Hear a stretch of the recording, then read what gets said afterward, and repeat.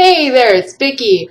I haven't been able to feel my foot in two months, and I've had sciatica pain for 6. So, I just am wanting to document this for other people.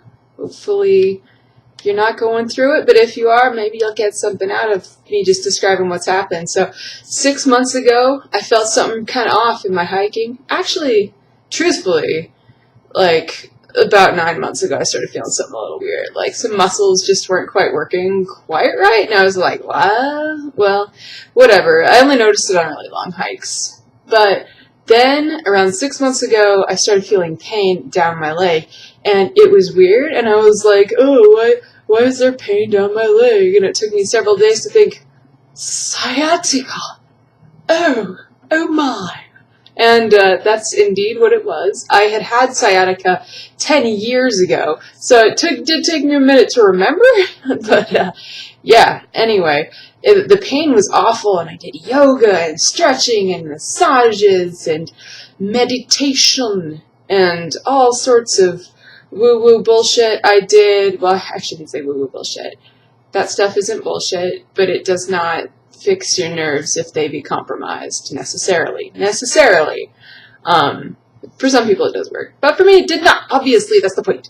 It did not work for me. I also did chiropractic from a few different people. Kind of pulled the plug on that when he was like, let's treat your leg pain by taking me into a room and poking needles in my ear and at the top of my head and turning on Enya and letting me sit in the dark for half an hour. That did not fucking help. It wasn't bad, though. I like Enya. And the needles didn't even hurt. So, like, whatever. It was fine. But it didn't fix it. It was fine. It's fine. Anyway, so I eventually, one day, after convincing myself that I was somehow managing it, sort of, and that it was just going to be a long haul, I got a new pair of shoes, and I was like, I love these shoes, and I started wearing them, and I noticed that one of my feet didn't feel right, and I was just like, oh, what's wrong with my shoe? And then I realized, no, wait, my foot doesn't just feel bad in my shoe. It feels bad out of my shoe. It's not the shoe, even though the shoe was new. Whatever was I to do? Sorry. You just caught me in a moment of stupid. I have those. I have a cat here. She might make an appearance, maybe not. Anyway, so that's like numbness, and I was like, oh boy, I draw the line at numbness. I'll convince myself that I'm gonna self-medicate all day until numbness, and I'm like, ah. So I went into my GP, and she immediately gave me a referral to a neurologist and a physical therapist. So I went to the physical therapist first, thinking, okay, I'm gonna do that, and if that doesn't work, in like 2 to 3 weeks, then I'm going to go to a neurologist. And that's basically what happened. I went to physical therapy twice a week for 3 weeks, and like nothing worked. It improved short-term symptoms, but it never really affected the numbness in a big way. Like there were small changes, but nothing big. And he eventually just said, yeah, you need, after a day of trying everything he could. My last appointment, he was sticking needles in me and doing all sorts of stuff, and he was just like, you gotta go to a neurologist. So we went to the neurologist, and like, I don't know if you know this about me, but I'm a bit of an artist. That is not even an accent. I don't even know what the fuck that is. I have a background doing art professionally, so like I know how to draw. So I drew a little diagram of my pain and how it was distributed down my leg in the waiting room while I was waiting for the neurologist. And he came in and he was like, okay, you get the award for best drawing I've seen in at least 2 years. I want you to turn around and look at the poster behind you, which I hadn't really noticed. And I turned around and I had drawn the pain distribution path for the exact joint that I have a disc herniation in.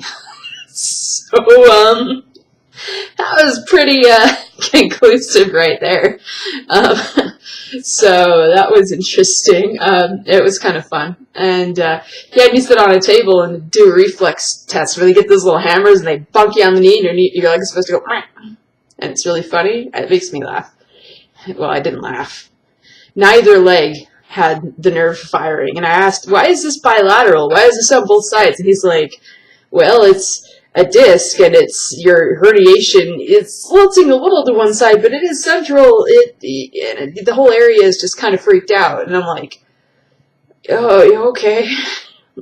Anyway, so he recommended surgery like immediately before doing any of the tests because of just the imaging he was looking at. And I mentioned, yeah, it's been hurting for 6 months and I haven't felt my foot in 2. And he's like, 2? He's like, okay, there might be nerve damage happening and we don't know if it's permanent, but if you wait, the chances of it becoming permanent increase. If you get a shot, that might help. It also might mask the symptoms, also leading to long-term nerve damage. So he's recommending that I get what's called a discectomy, which is your disc is normally a nice little round shape, but it gets a little bloop, and it kind of goes outside of its normal circle. And this bit here, bleh, that bit there, that's what's pressing up against the nerve and making it go. So they want to cut that. They just want to cut it into a nice little circle again. So ectomy. They're just going to cut. Give it a shave. Give it a little shave.